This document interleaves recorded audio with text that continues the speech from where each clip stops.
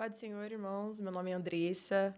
Hoje eu e o meu esposo, Elianai, vamos estar falando sobre a aula 12. Vamos conhecer a carta de Judas.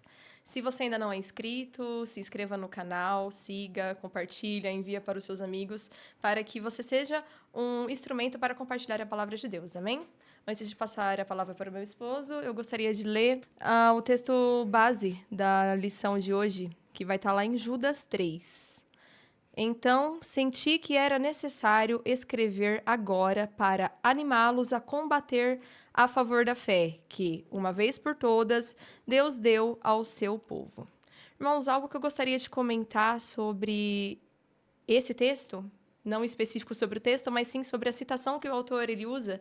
O autor ele vai usar Judas 3. Talvez no meio da sua aula você vai ver alguma mãozinha levantada falando: professor, professora, eu acho que o autor está errado porque não colocou o capítulo, só colocou o versículo, né? Eu já me deparei com uma situação dessa e cabe a nós, apesar de ser algo que para nós pode ser simples ou até considerado bobo, para os adolescentes vai ser algo novo que você vai trazer. Então, a carta de Judas, ela é de um capítulo único, por isso que não se faz necessário, né, a utilização do capítulo, contendo 25 versículos. Então, essa informação é muito bacana. A gente mostra sensibilidade, empatia com a fase que eles estão. E o lugar principal e o lugar mais importante para aprender sobre essas coisas é, de fato, na IBD. Amém. A paz do Senhor, irmãos. Vamos aqui falar um pouquinho do panorama, né, dessa carta, e pegando esse ponto que a Andressa trouxe, é sempre bom você gerar uma conexão, né? Tem coisas que, se você observar, você vai lembrar e falar: nossa, aquilo que o pastor falou para mim uma vez, e isso sempre vai ficar gravado. Acho que isso é interessante. Faz uma ligação com o aluno, faz com que ele tenha uma ação com você. E isso no restante da aula é interessante sempre você tentar trazer isso, mostrar isso para o adolescente, né? Essa classe que está se descobrindo, né, em muitas coisas. Então, algumas coisas eles podem não ver fácil. Então, mesmo que para nós seja algo bem leve, algo que, né, um conhecimento comum, mas para ele, às vezes, é aquela chavinha que ele precisa para acionar, né? Panorama, né, dessa carta, né, pouquíssimos versículos, é uma carta pequena, uma página aí na Bíblia, né? Essa carta, ela foi escrita ali, a própria lição vai trazer ali o tema, né? O período entre 65 ali, algumas versões vão trazer entre 60 e 80 depois de Cristo. Trazendo esse ponto, né, que é essa inicial, talvez esse aqui seja a chave desse capítulo, né, dessa carta. Parece que eu vejo Judas aqui, ele escrevendo assim: não, vou escrever sobre a salvação. E ele fala: não, eu vou escrever sobre a perseverança, manter essa salvação. Talvez trazer isso para o adolescente seja muito interessante, porque para ele, ele precisa estar ciente que não basta vir à igreja. E o aceitar a Cristo não é a única e a situação, que é o que nós vamos trazer aqui, né? Essa lição ela traz. Preservar na fé, sim, é o ponto mais difícil. É a maior situação, é aquele que preservar até o fim. É a perseverança, não se desviar, não deixar ser enganado, né? E isso é muito mais sensível do que eles, ou até nós, do que nós imaginamos, né? Nós vamos ver até nos próximos tópicos isso, o quanto a sutileza, coisas vai vir para tentar nos desviar. E aí, às vezes, ele está dentro da igreja e não é um cristão. Às vezes ele está dentro da igreja e não é uma pessoa salva. Eu posso dizer por experiência própria que eu, por muitos anos, nunca saí da igreja, mas por muitos anos estava lá dentro desviado. Então isso acontece e isso é o pior problema, vamos dizer assim. Esse é o detalhe lá das cartas das igrejas, que é o morno. Acho que é a pior situação. Então Judas, ele entende isso e ele traz essa chave já ali no início, né? No versículo 3, ele já deixa isso bem claro. Olha, eu fui escrever sobre a salvação, isso me atraiu aqui, eu tive por necessidade escrever, né, a batalhar por essa fé que foi entregue. Então, quem escreveu essa carta, já no tópico 1, isso vale muito a pena. Traga essa pergunta, atraia teu aluno para esse diálogo, para ele ser um aluno mais ativo, né? Isso, na didática, isso é muito importante. Ele interage, ele quer puxar, ele quer comentar. Eu acredito que muitos vão falar que foi Judas Iscariotes o que traiu Jesus, que escreveu a carta. E aí, né? A gente tem aqui pelo menos uma referência de 3 Judas, né? Nós temos lá com Jesus, os discípulos, nós temos o Judas Iscariotes e nós temos o Judas Tadeu, né? Que não é esse mesmo Judas aqui. Então, pergunta para ele, esse Judas aqui, e aí? Será que algum deles não acreditam que é o Judas? Fala assim, nossa, como o Judas traiu Jesus e tem uma carta na Bíblia? Como assim? Será que é ele? Será que não existe um aluno no meio? Então, coisas que às vezes para nós é muito simples, mas para eles descobriu o mundo, né, através disso. Então, esse Judas, ele é o irmão, meio-irmão de Jesus Cristo. Ele se apresenta como irmão de Tiago. O que engraçado que esses dois, né, Judas e Tiago, eles não enfatizam, eles não dão essa carteirada. Eu, irmão de sangue de Jesus Cristo. Porque eles entenderam o verdadeiro evangelho que Jesus Cristo quis trazer. Eles se tornaram extraordinários defensores. Judas aqui, o tanto que ele defende essa fé, defende Jesus Cristo, a forma com que ele apresenta, mas ele não fala, meu irmão em sangue, eu sou...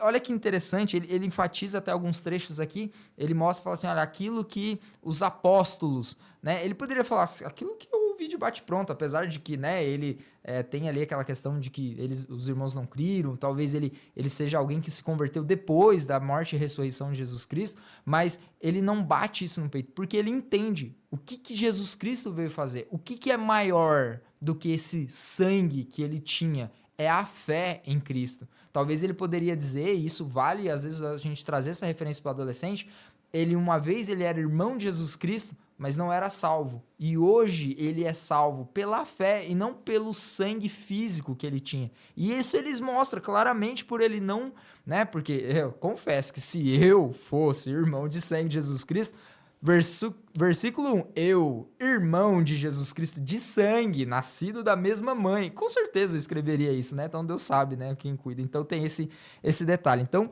vale a pena trazer esse ponto aqui. Também, para quem foi essa carta? Então, o que a gente é acostumado, e provavelmente os adolescentes eles já viram nas últimas aulas, carta de Paulo a Timóteo, a Tito, ou uma igreja, né? Os irmãos em Éfeso e tudo mais. Judas, ele não identifica uma região ou uma pessoa em específico, mas ele defende uma fé, aqueles a quem Cristo, aqueles a quem foram salvos, né, por Jesus Cristo. Aqui até traz essa referência aos chamados e santificados em Deus Pai e conservados em Jesus Cristo, né? Tem algumas versões que vai trazer aos chamados por Deus Pai e salvos por Jesus Cristo. Então, isso então ele identifica. Então, se você é alguém que crê em Cristo, então essa carta ela foi escrita lá em 60 e 80, traz isso para o adolescente, para que ele não fale assim, nossa, isso é algo totalmente arcaico, né? Não serve para hoje mais, né? Foi escrito lá no começo, né? Esse livro sem figurinha, né? Que é um livro, não, né? Não é um, sei lá, não é um tablet, né? Não, ele é totalmente atual. E vamos ver nos próximos temas que faz sentido, você vê hoje acontecendo isso.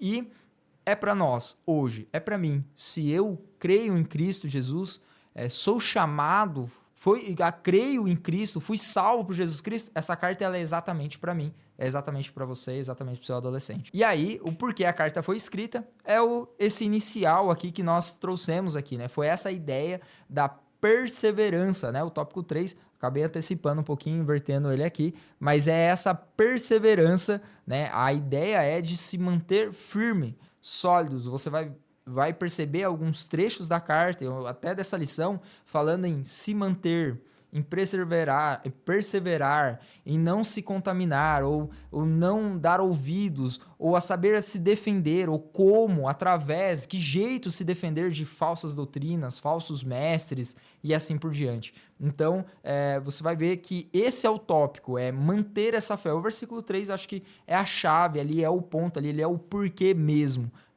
para se manter firme, se manter salvo. Como, né? como saber filtrar um falso ensinador, um falso mestre. Esse é o tópico aí, o que essa carta tão curta e tão grande vai estar trazendo para nós. E já entrando no tópico 2, pegando um pouquinho da contextualização do período, nós vemos que Judas ele vai descrever que alguns homens que se identificavam como mestres, mas também eram falsos mestres, estavam se infiltrando no meio da igreja sem serem notados. Isso eu achei muito interessante. Lembrando que Paulo diz lá em 2 Coríntios 11:14, ele diz assim: isso não é de se admirar, pois o próprio Satanás se disfarça de anjo de luz.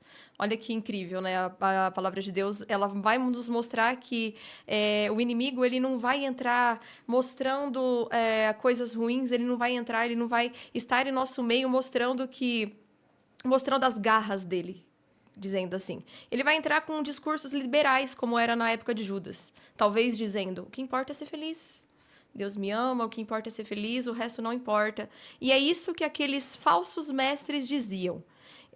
Eles tentavam distorcer a graça que Jesus Cristo liberou para nós em libertinagem. Então, Judas, né, pegando o gancho do que o Elianai disse, ele vai escrever a carta para alertar a igreja desses perigos e incentivá-los a combater a favor da fé. Não é apenas identificar esses falsos mestres, mas também combatê-los. Então, aplicando isso para a nossa função hoje como líder, a nossa função, assim como Judas fez, é orientar esses adolescentes, é orientar os jovens desses falsos mestres, desses falsos ensinamentos que estão adentrando a igreja nos dias de hoje. Antes, para você falar de algo, você precisava ter um diploma, você precisava estudar sobre o determinado assunto. Hoje, basta você ter um celular. E é esse o ambiente em que os nossos adolescentes eles estão incluídos. Basta uma pessoa ter um celular e ela pode falar sobre qualquer assunto nas redes sociais. E o discurso que nós mais ouvimos hoje em dia é que a graça ela veio para nos dar liberdade para pecar. Falando em outras palavras. Você pode fazer o que você quiser, porque o que Cristo quer, o que Deus quer, é que você seja feliz. O tópico 2, ele vai falar os falsos professores e suas mentiras. Já entrando no 2.1, Judas ele vai citar algumas características de quem eram esses falsos mestres. Algumas características desses homens eles não eram tementes a Deus, eram imorais, incrédulos, desprezavam a autoridade divina, blasfemavam, eram egoístas, hipócritas, viviam resmungando, eram acusadores, gulosos e escandalosos. Irmãos, quando nós falamos de pessoas cheias do Espírito Santo, uma das nossas referências bíblicas para isso está lá em Gálatas 22:23, quando vai trazer o fruto do Espírito, que são 9, amor, alegria, paz, paciência, amabilidade, bondade, fidelidade, mansidão e domínio próprio. Quando nós vemos esse fruto do Espírito, nós vemos que algumas dessas características dos homens daquela época batiam de frente, não concordavam com o fruto do Espírito para ser cheio do Espírito Santo. Amor. Para você ter amor, você não pode ser egoísta, você não pode ser acusador. Domínio próprio. Como você vai ter domínio próprio e cometer o pecado da glutonaria, ser escandaloso? Então, esses homens, eles estavam no meio da igreja, eles estavam inseridos ali, disseminando esses conhecimentos falsos e falando que tudo aquilo era normal. Eles se infiltravam no meio da igreja e contaminavam com os seus costumes. Hoje, nós devemos ter um cuidado para nós identificar se uma pessoa ela é cheia do Espírito Santo, irmãos. Não devemos olhar apenas para caracteres físicos ou para uma voz mansa, e sim para o que a palavra nos diz. Será que ele traz o fruto que o Espírito Santo deixa em nós? Será que ele tem amor, alegria, paz, paciência? E tomar cuidado também para que nós mesmos não venhamos pecar e cometer algumas dessas atitudes no meio da igreja. Já o tópico 2.2 vai falar sobre o que eles ensinavam. Esses falsos mestres, eles entravam nas igrejas e distorciam a graça em libertinagem, usavam a graça como desculpa para pecar, como diz lá no versículo 4. Diziam que não seriam castigados, pois Deus os amava. Paulo, também combatendo um assunto parecido com esse, lá em 1 Coríntios 6:12, vai dizer: tudo me é lícito, mas nem tudo me convém. Então, esses homens, eles diziam que depois de se arrepender e de aceitar a Cristo, eu poderia fazer qualquer coisa, eu poderia usar a graça de Cristo para justificar os meus pecados. E existem, gente, irmãos, falsos mestres, pessoas desse tipo no nosso meio hoje. E nós devemos tomar cuidado para não confundir o amor de Deus com permissão para pecar. 1 João 3, 8 e 9 vai dizer: aquele que pratica o pecado é do diabo, porque o diabo vive pecando desde o princípio. Por isso se manifestou o Filho de Deus, para destruir as obras do diabo. Todo aquele que é nascido de Deus não vive na prática do pecado, porque a sua semente permanece nele, e não pode viver pecando porque é nascido de Deus. Então nós vemos que ser cristão e praticar o pecado é coisas distintas, é coisas que não podem se misturar. Além disso, aqueles homens, eles usavam o amor de Deus para justificar o pecado que eles praticavam, quando um dos primeiros mandamentos que Deus deixa para Moisés, e também que Jesus reforça lá em Mateus 22, 37, ame o Senhor, o seu Deus, de todo o seu coração, de toda a sua alma e de todo o seu entendimento. Então, o amor aqui não é apenas de um lado, ele precisa ser recíproco. Além de ser um dos frutos do Espírito, ele também é um mandamento de Deus para nós hoje. Então, nós devemos amar a Deus. E lá em João 14,15, Jesus vai dizer: se vocês me amam, obedecerão aos meus mandamentos. Então, não tem como a gente se dizer cristão, nós nos dizermos cristãos, dizer amar a Cristo e desobedecer os seus mandamentos. Entrando no tópico 2.3, qual será o destino deles? É uma pergunta. Então, juntando o tópico 2.2 e o 2.3, primeiro vai mostrar que aqueles homens, eles entram com alguns discursos, com algumas distorções da fé. E Judas vai refutá-los usando passagens bíblicas. 3 exemplos do Antigo Testamento, para ser mais exato. O primeiro é o povo de Deus no deserto. O segundo é os anjos caídos. E o terceiro é Sodoma e Gomorra. O exemplo mais pertinente que eu achei que fez total sentido para o tema em questão é o do povo de Deus no deserto. Deus, ele liberta o seu povo, ele liberta Israel das mãos de Faraó, do Egito, e os leva para o deserto. Porém, no deserto, esse povo, ele pecou, ele desobedeceu a Deus, ele se desviou dos caminhos de Deus. E o que Deus fez? Matou cada um que desobedeceu e os enterrou no deserto. Então, o amor de Deus não justifica que ele vai nos permitir continuar no pecado. Deus nos ama tanto que ele não nos quer como escravos do pecado. Romanos 6:23 vai dizer: porque o salário do pecado é a morte, mas o dom gratuito de Deus é a vida eterna em Cristo Jesus, nosso Senhor. Aí entendi o quanto a gente consegue trazer essa prática para os nossos adolescentes e o quanto essa carta é atual. Porque eu vi uma vez, isso é muito ativo. Assim, no inferno vai estar cheio de gente dizendo nada a ver, tanto faz, né? Isso não né? Isso não tem nada a ver, isso é só uma coisa normal, isso, né? E não é bem assim. Esse amor de Deus não é para nós vivermos de qualquer forma. Por isso, essa é o tema da carta. E já entrando nesse tópico 3, que é se manter firme, né? Como se manter? Porque tem tantas coisas vindo e falando aos nossos dia a dia. Essa carta ela é totalmente atual porque ela nos ajuda a nos defender. Parece que quando a Andressa está falando do tópico 2, eu começo a lembrar de alguns reels aqui, de mensagens que você fala: nossa, tá combatendo aquilo que eu vi ontem, tá combatendo aquilo que eu vi essa semana. E será que o teu adolescente não tá vendo isso? Né? Porque ele tá o dia inteiro ali. Eu arrisco a dizer com uma assertividade muito grande que teu adolescente passa muito mais tempo no Instagram do que na igreja, ouvindo pessoas mais aleatórias, porque na escola, quem é que tá ensinando? Quem é que tá pregando? Aonde que estudou? E olha que aqui Judas está falando sobre falsos que estão dentro da igreja. E o problema hoje é que os nossos adolescentes, eles estão nesse risco, ainda temos esse risco, né? Existe sim falsos ensinadores dentro da igreja e lá fora. Então tem muito conteúdo, muita informação.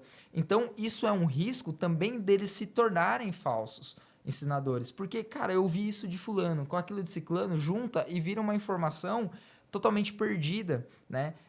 E aí, às vezes, junta ali com a vontade carnal e você observar que tem os pontos ali do tópico 2, a lista que que Judas faz, né? Que também vai contrário com aquele que Paulo vai fazer para Timóteo em afins, que é as características não só do que ele fala, mas assim do que ele faz. Então, ir e pregar, falar bem, estudar bem a Bíblia é o que nos difere, às vezes, dos judeus. Os judeus não, dos fariseus, né? Aquilo que a gente conversou hoje, dos fariseus. Porque eles entendem muito mais da Bíblia. Mas por que eles não creram em Cristo, né? Porque eles não tiveram o Espírito Santo. Hoje eu não me arrisco a debater um texto bíblico com um rabino, com um fariseu, com algum deles lá. Nunca. Eles entendem muito. Só que o que difere é o Espírito Santo, que está ali orientando. Então, aqui o tópico 3, ele já vai dar isso, os pontos para como se manter, que é o versículo 19, 20 e assim por diante. Então, aqui é pela palavra, né? Tem esse sentido, é pela palavra, mas em oração, no Espírito, com fé, que é isso que vai trazer. Então, não tem como, acho que a conclusão vai trazer isso mais pontual, não tem como a gente fazer isso por vontade própria. Pode ver que o fruto do Espírito é ele que produz em nós, né? Eu preciso, é Jesus Cristo quem nos santifica. Então, não é nós por nós mesmos. Então, como é que eu vou me defender? Né? E tem a passagem até aqui quando fala, né, vamos ensinar um ao outro, que é ainda nesse tópico 3, então aqui a gente vai começar como se manter pela palavra, né, orando, versículo 20, a gente tem o 25, o 21, conservando-vos a vós mesmo no amor, né, na esperança, na misericórdia, e aí ensinando uns aos outros. Só que eu vou ensinar o quê?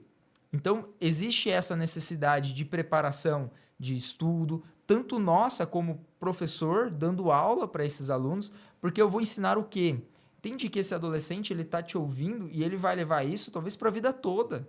É uma responsabilidade. E para ele entender tudo isso. Então, você precisa estar edificado na palavra e despertar isso neles, porque eles são os adolescentes que estão pregando já na escola, no seu cotidiano de amigos, no seu futebol, onde eles estão rodeados. Então eles precisam, mas vão pregar o quê? Porque quando vem uma palavra, uma coisa contrária, como é que ele vai rebater? Não, mas eu acho, eu ouvi, o pastor falou, mas qual que é os dados? Tanto que Judas ele pega e obviamente ele entendia ali, então ele pega 3 exemplos bíblicos, dados, fatos, coisas que aconteceram, porque não adianta falar assim, não, mas o amor de Deus não é isso. Não, ele pega aqui e mostra, não, olha lá no deserto, olha lá com Sodoma e Gomorra. E é isso que nós precisamos ter. Jesus Cristo ele rebate ali a tentação usando somente a palavra, né? Então nós precisamos disso. Então, ter a palavra, fé, e aí partindo para o próximo. Então, até os próximos versículos, 22 e diante, tendo com piedade, cuidando um do outro, né? Que é o quê? Através da palavra, com oração e indo também em atividade com o próximo, né? Bom, irmãos, agora chegamos na conclusão e antes de entrar nela de fato, eu gostaria de retomar o versículo base da nossa aula de hoje. Lendo na versão NAA, diz assim: senti que era necessário corresponder-me com vocês para exortá-los a lutar pela fé que uma vez por todas foi entregue aos santos. Talvez o seu adolescente ele vai chegar no final dessa aula com o pensamento: como que eu vou lutar por essa fé? Como que eu vou combater esses falsos mestres, sendo que eu não sou capaz?